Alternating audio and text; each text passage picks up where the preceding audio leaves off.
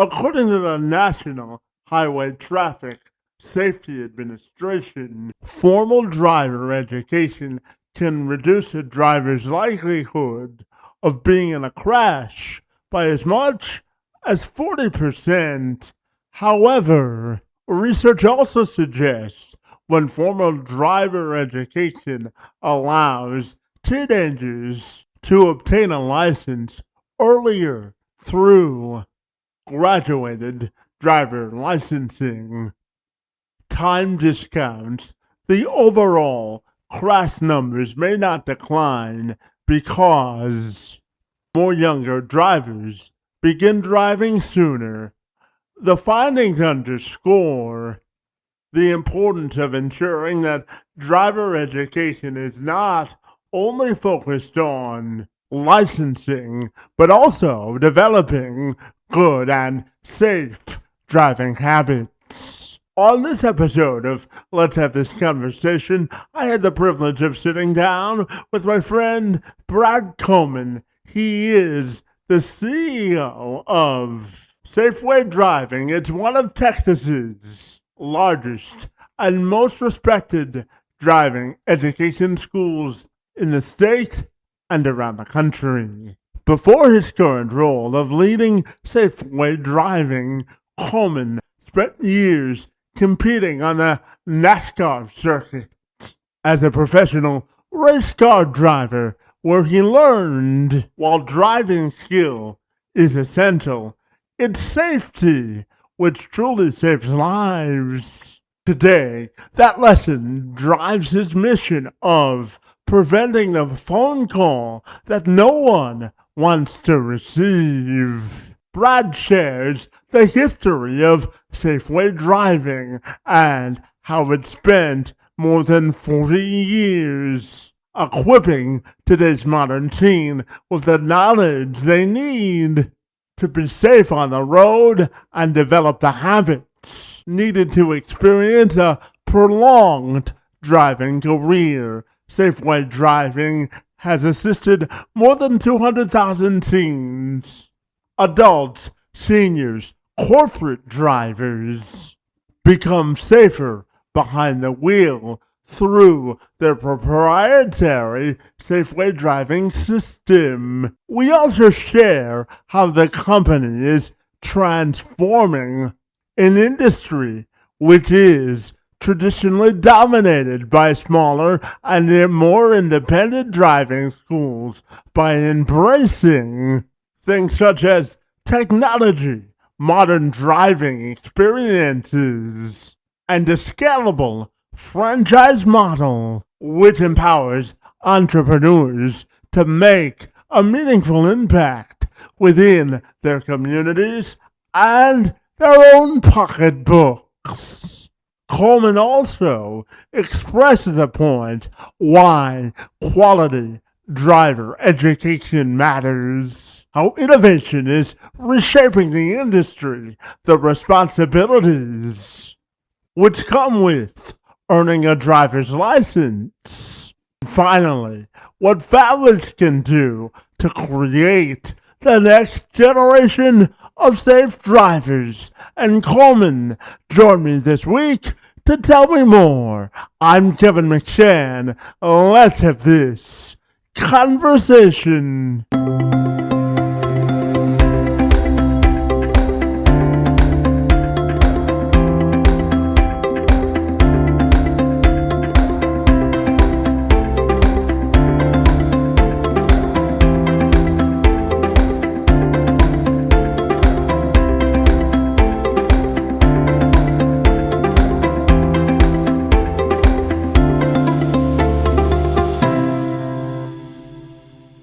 Absolutely. So, Brad, if you're ready, I'll take a moment to welcome you to the program, my friend. I'm super excited to learn about your career on the racetrack and in driver education. It's great to see you, and happy Thursday to you, my friend. All right, let's kick it off. Absolutely. Now, Brad, I know that your career began on the racetrack where, safety can be the difference between life and death, my friend. And I'm curious to get your thoughts on how your experience on the racetrack helps you be a better entrepreneur and leading the driving school that you lead now, my friend. Tell me more. Yeah, well, how it helps me to be a better entrepreneur is once you've experienced racing a car at 200 miles an hour and hitting a concrete wall, stuff that doesn't have to do with that doesn't feel as intense. So it helps me stay calm, my experience from that. But really, it's the work that it takes to become a race car driver and the how much effort you have to put into it and how much you have to practice and how much you have to study and learn is, I mean, it applies perfectly to business. If you want to be a good entrepreneur, you need to really study the data, and which you have a lot of in racing, and just analyze what's going on and set your path forward. So racing really taught me how to research and how to look at the data and how to use that to make yourself better. So that's where it really applies as an entrepreneur. Yeah, absolutely. And Brad, I'm curious because I know being in motorsports all your life, my friend, I know that you have a competitive streak and a competitive spirit, my friend. So, how do you think your athletic background and your competitive spirit has served you not only in sports but in the rest of your professional and personal life, my friend? It might be better to ask my wife that question. Fair enough. And how my competitiveness it comes out. I love to win and I want to win, and that is the same in business, and that's just in life in general. That's why I became a race car driver. I love the rush of going fast, and I love the feeling when you win and something you've worked towards for a long time comes true. I love that. So I'd say my drive to win, it correlates in business very much. And yeah, it'd be better to ask my wife and my kids. My kids like to win, and they like racing, so I'm guessing I've inspired them with that. Yeah, absolutely. No, Brad, I'm curious to get your thoughts on the current state of motorsports and auto racing, my friend, and whether you think the sport is in a good state of mind in terms of health when it comes to popularity or interest in the sport. How would you describe the current health of NASCAR, my friend? Ooh, that's a great question. So when it comes to NASCAR and motorsports in general, I would separate them because when I look at Formula One, for example, that is a sport that many Americans didn't really care about not too long ago.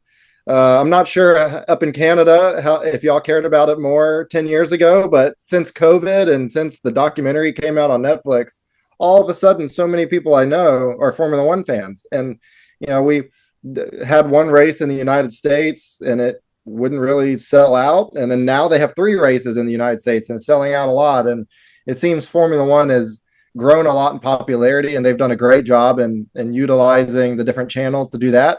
And then you have NASCAR, which back when I was racing in NASCAR in the mid 2000s was incredibly popular. Every race you went to, hundreds of thousands of fans. It was packed stands and just incredible atmospheres. And there's still a lot of fun to go to the races now, but there's much less people that go in person. So as the popularity of Formula One's going up, it seems the popularity of NASCAR has gone down a bit since I've done it. And I don't have the actual data for it, but all my friends that I talk to and all the tweets that I follow seem to show the same thing. So I'm not sure why that is. I'm not sure what NASCAR needs to do to kind of get the popularity back, but it shows that people love racing. They love the drama and the stories that go with it. So who knows what they got to do.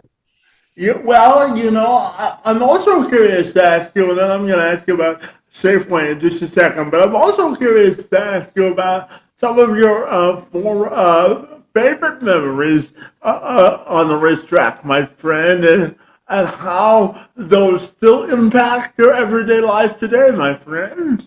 My favorite memories on the racetrack. Well, they would have to do with any time I got a trophy for sure. I figured you might say that. That's always Yeah. the best time is when you get that trophy at the end of the race.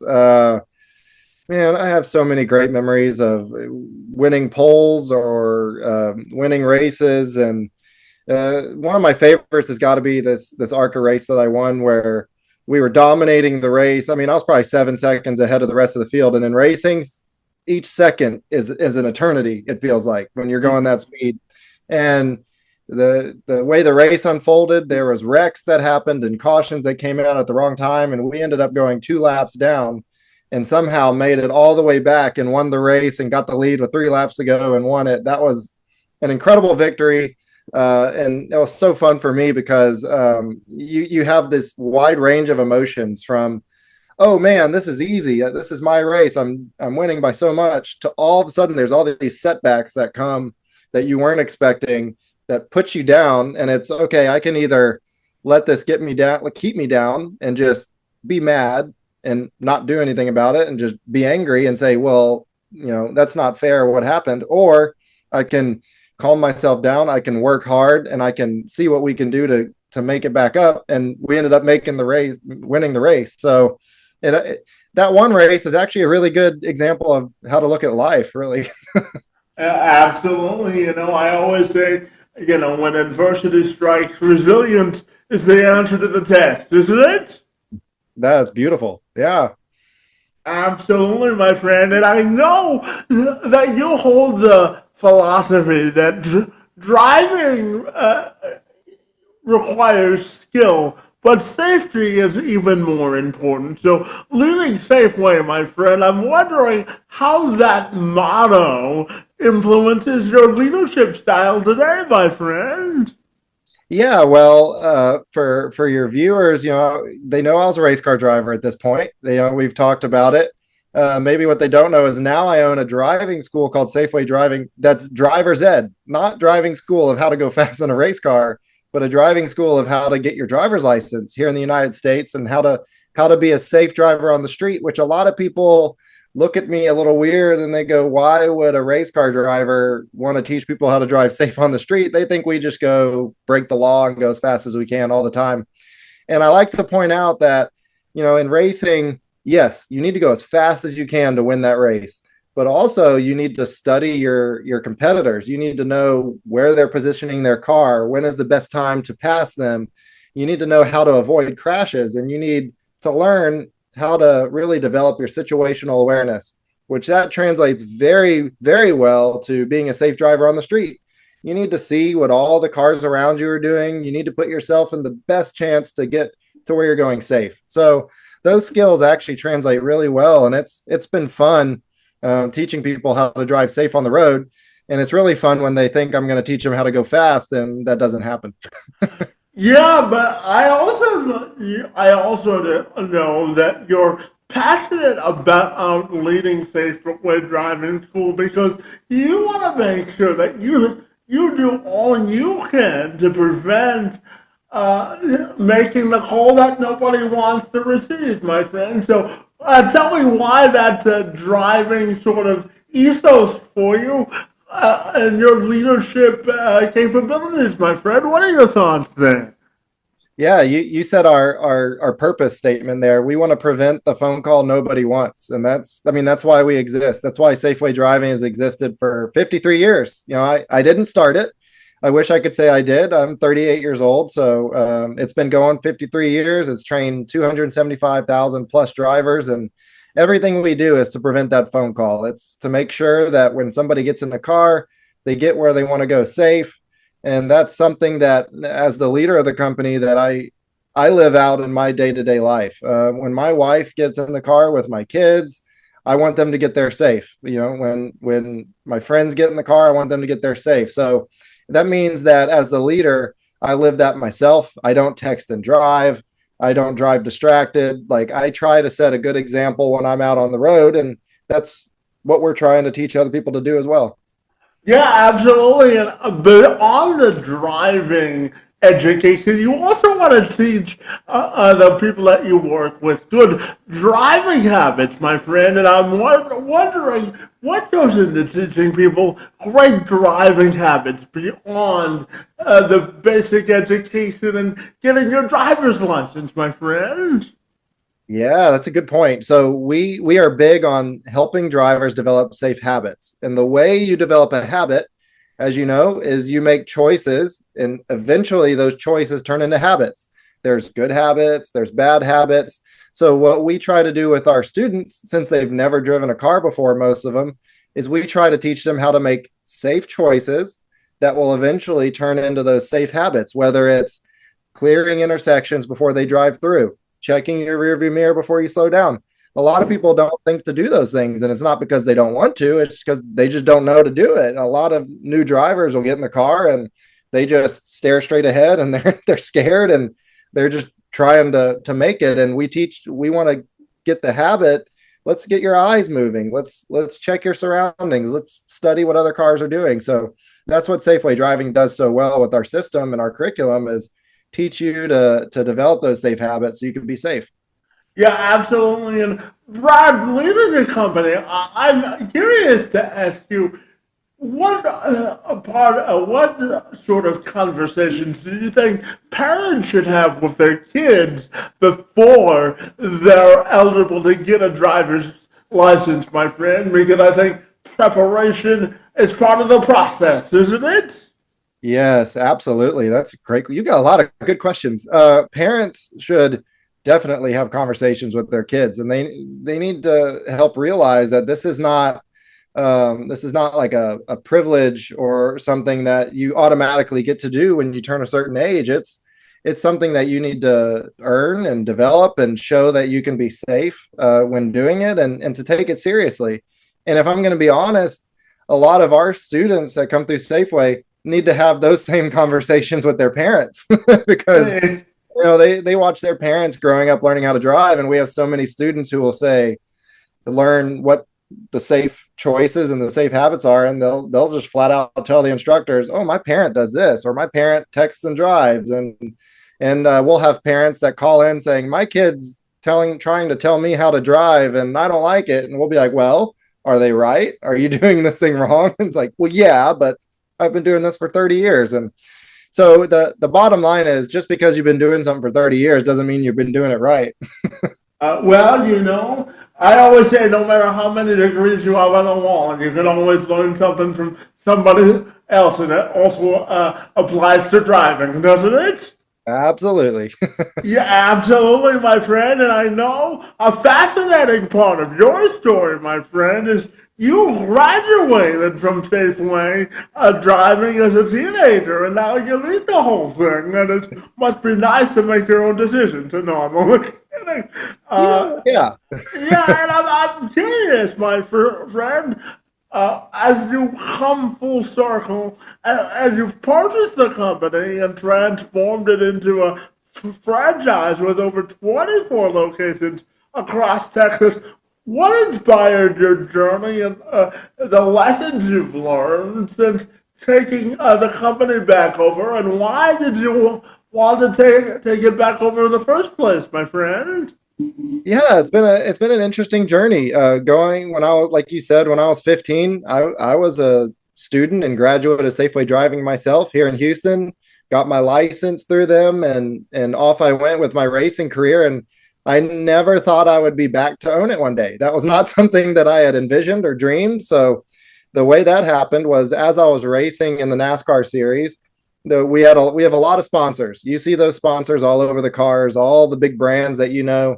Well, one of them was Nationwide Insurance when I was doing it, and they had different what we called sponsor obligations that they would require drivers to go to, and one of them was to travel to as we're traveling the circuit, going around the country. I mean, because NASCAR, every week you're in a different city, and so as we're traveling the circuit in different cities, they would have us go to the local high schools in that city where we were racing that weekend and speak to the high schoolers about the dangers of distracted driving. And when I was doing that, I was 19, 20 years old. To be honest, I didn't really want to do it because I had just graduated high school and I didn't want to go back. So, but I was required to. So we did it. And I started noticing the more I did it that things were clicking with some of these high schoolers. Like they would try. We had a simulator. We would have them race on a track, and then we'd hand them a cell phone and tell them to text while doing it. And they'd start crashing all over the place. And the majority of them were trying to be cool with their friends, and they're laughing and crashing all over the place. But there were some where you could see that something was clicking in them, and they were realizing how dangerous this was. And and as I was watching them do that, I could see that, well, man, I might have just made a difference in this person's life. Like, this is really cool. And it really developed a passion inside of me to do this more. And eventually I went back to talk to the guy who started Safeway Driving, my old coach, Coach Walker. And I told him about this passion I had, and I asked his opinion on what could I do to teach people more, like how to be safe drivers. And it turns out he wanted to retire. So it was actually perfect timing, and ended up buying it from him. Well, timing in life is everything, my friend, isn't it? Yes, sir. It literally is everything. Yep. Absolutely. And as you mentioned, Brad, Safeway Driving has trained more than 275,000 drivers over the past 5 decades, my friend. And I know that you've consistently helped to lower crash rates and provided the world with more safe drivers. So I want to talk to you about the systems and processes that have allowed SafeWay Driving to achieve those results. Talk to me about the systems and processes that you're most proud of, my friend. Yes, yes. So the statistic that you're referring to is, we get it directly. We're in Texas right now. That's where all of our schools are. We get those statistics straight from the government in Texas. They every year they see all the driving schools, they see all their graduates, and they see how many of their graduates got into a crash after in their first year of driving after graduating from the driving school. So we can see just straight data of how successful each driving school is at preventing crashes for their graduates. And what those stats show is that Safeway graduates, their chances of getting in a crash are nearly half of those from your average driving school. And the way we accomplish that is that we have our curriculum that is very structured. When most driving schools, when you get in the car, it's really whatever the instructor wants to go over that day. If they want you to help them go get their dry cleaning, that's what you're going to do. If they want to go fill up the car with gas, that's what you're going to do for your lesson. But at Safeway, we have each lesson planned out. Lesson 1, you're going to go to the parking lot and you're going to learn the very basics of how to operate a vehicle. Lesson 2, we're going to go into a neighborhood where there's controlled streets. It's not intimidating. We're going to teach you how to start moving your eyes. Lesson 3, we're going to a bigger street, and it all builds on itself, and it develops these foundational habits that are showing that students and drivers are safer when they use them. So that's what really separates us is our curriculum, and then the structure that we do to make sure it's followed.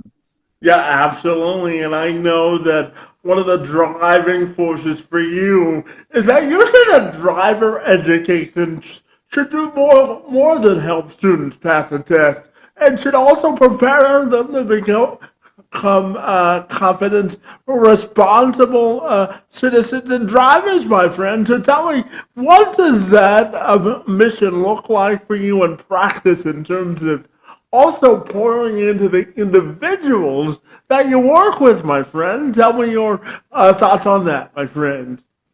Yeah, well as any leader knows, it starts with living it yourself. I can't just tell everybody here's what our values are as a company and then go live them differently and do whatever I want. So it starts off with our number one value is safety first. We're a driving school. We're not doing anything if it's not safe. And that means living it out myself too. I can't tell people not to text and drive and then go off and text and drive. So it's living those values, and it's making sure that just our curriculum is followed. That is what sets us apart.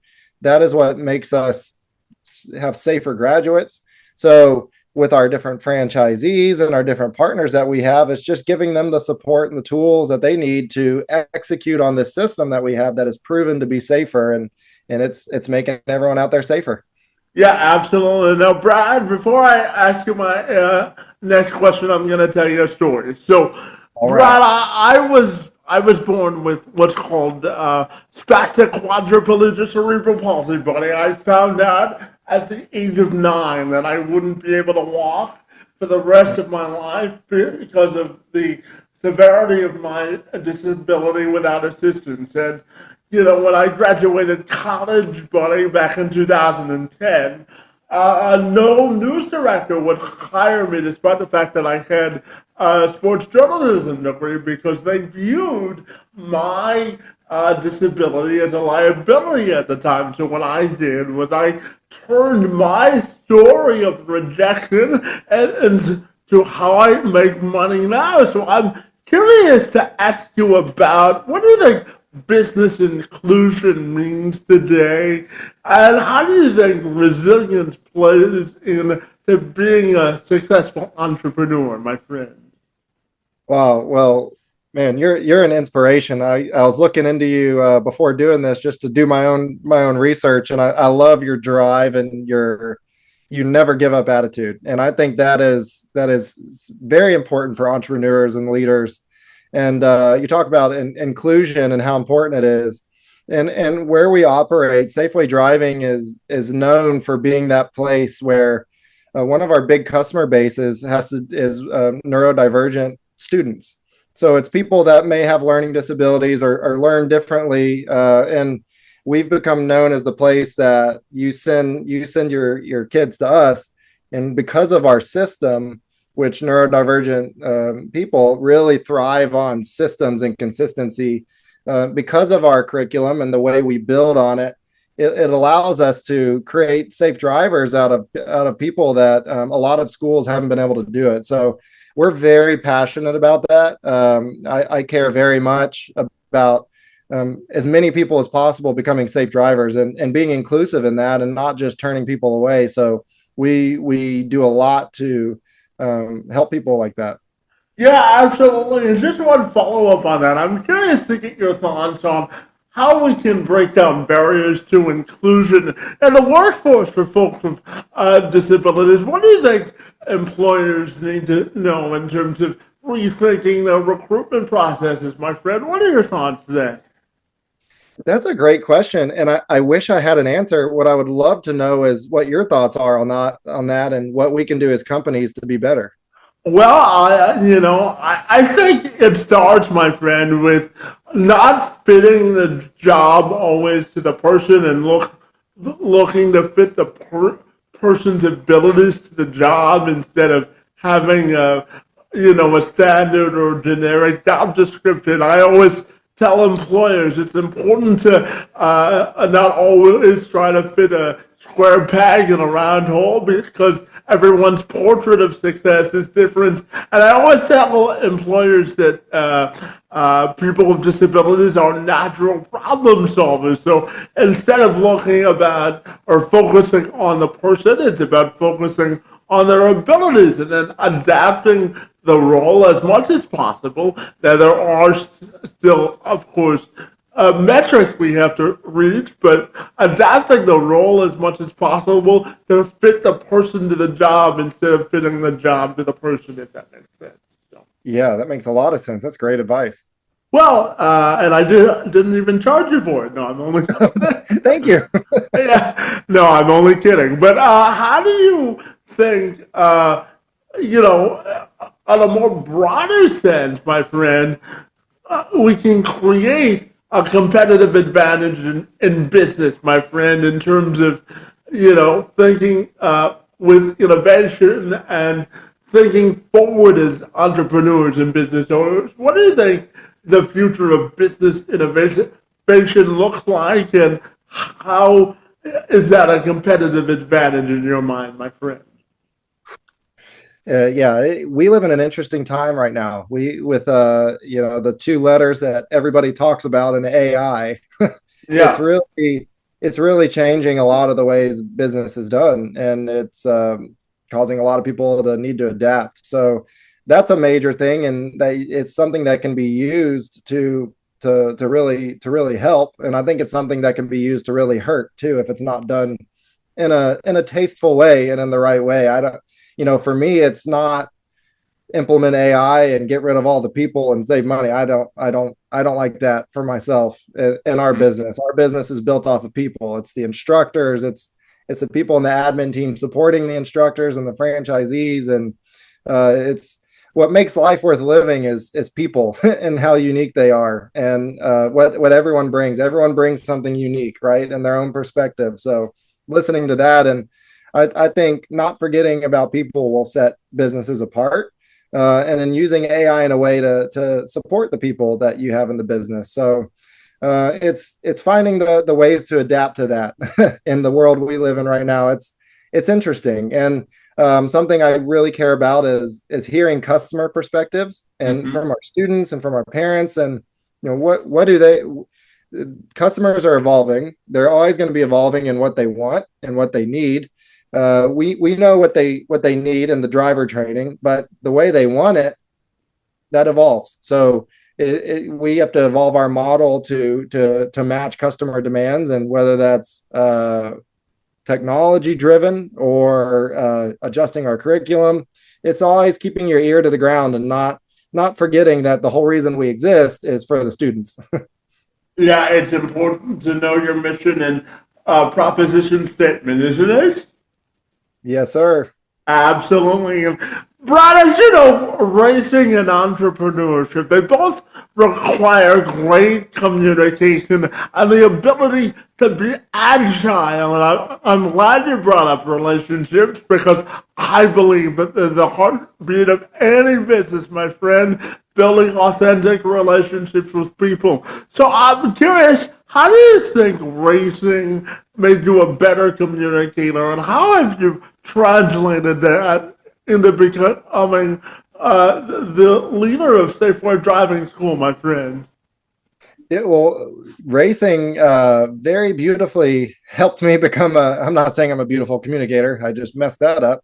But it helped me a lot. There was a lot of training that I had to go through with different PR firms or public speaking experts to learn how to do interviews or to learn how to speak whatever brand I'm representing, to speak their talking points and to talk to their customers. So for example, one of my sponsors one year was Kimberly Clark, who makes the brands like Kleenex and Scott paper towels and Viva paper towels. They create a lot of the products that we all use. And I went before the season started. They had me go to their main campus, and all the heads of all their different brands came in, showed me their products, and taught me how to speak about them. What makes our products different? How do you talk about it when you're in the news or whatever interviews I was going to be doing? So there was a lot of media training that I went through, and communication training, which it applies to doing a podcast with you. Hopefully, I'm Yeah. not doing too bad there. But then also learning just how to share the message of what you're doing, and keep it in a way where people can understand, hopefully, and it doesn't overwhelm or get too deep into the weeds, and it's just surface level, and how it applies to others. So racing really helped me a lot with that. It was great. And how to communicate with your crew chief, who's the guy that when you're in NASCAR, as the driver, I get in the car, I drive, I feel what the car's doing, and I communicate that with the crew chief, who's in charge of all the engineers and all the mechanics on the car. And he'll say, based off of what Brad's giving and the feedback, we're going to make these changes to the car to try to go faster. So it's learning. It helped me learn to communicate. What do I feel and what's going on? What do I need to improve? Here's how to communicate that. So that was a skill that I'm very fortunate that I got to learn that at a young age, because you need that in all forms of racing. Yeah, absolutely. And Brad, I know that you have a vision to build the most trusted and safety focused driver education franchise in America. So I'm wondering what that commitment looks like in practice in your day to day life, my friend, leading the operation there, and how creating opportunities for both families and entrepreneurs is going throughout the state of Texas, my friend, because I also know that's important to you. So I wanted to give you the platform to tell me all about it. Yes, sir. Yes, sir. So we are a franchise company. That's one of the things that I did when I looked at those crash statistics that we were talking about, and how we're making safer drivers than your average driving school. I'm like, okay, how do we get our product in front of more people? Because if we train more and more drivers, I know because of the data that the state of Texas and the percentage of people getting in crashes is going to get better because that's what the data shows. So when we looked at growing, it was, do we want to do corporate stores or do we want to do the franchise model? And something we loved about the franchise model is how, something that sets us apart as a driving school is that it's a small business feel. It's a family owned business feel. You get that care and attention that you can only get from a family owned business or a founder led business. And we wanted that no matter where we were putting our product. So with franchisees, we look for people that have been in their community for a long time. They've raised their kids in the community. They know everybody here, and they want to see them and their lives improved. So that's what we're looking for with franchisees, and why we want that. We want that small business feel. We want that founder feel. We want them to be in the community. We don't want to feel like some big corporation that's just opening up locations. And the way we support them is by making sure our curriculum stays great.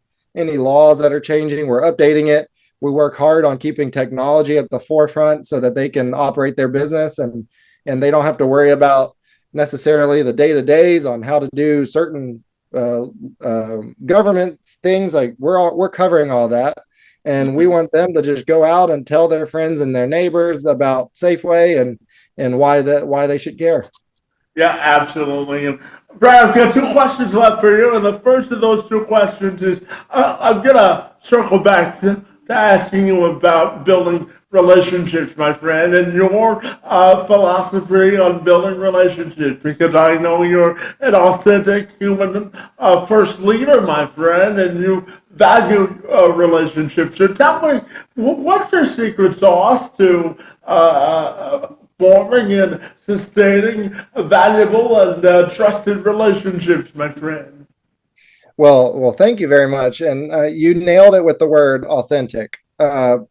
That's a way that I really want to live my life. Is I want to be authentically me, and every exchange I have with somebody, I want it to be real, and I want it to be authentic. I'm not looking to manipulate people to get what I want or do stuff like that. Like I'm very driven on authenticity.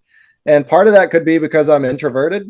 It may not be showing in this interview because of the experience I have doing interviews. But when it comes to building relationships, if I'm building a relationship with somebody, it's because I really want to, and I really value that person. And I value what they have to bring to the world or to my relationship with them.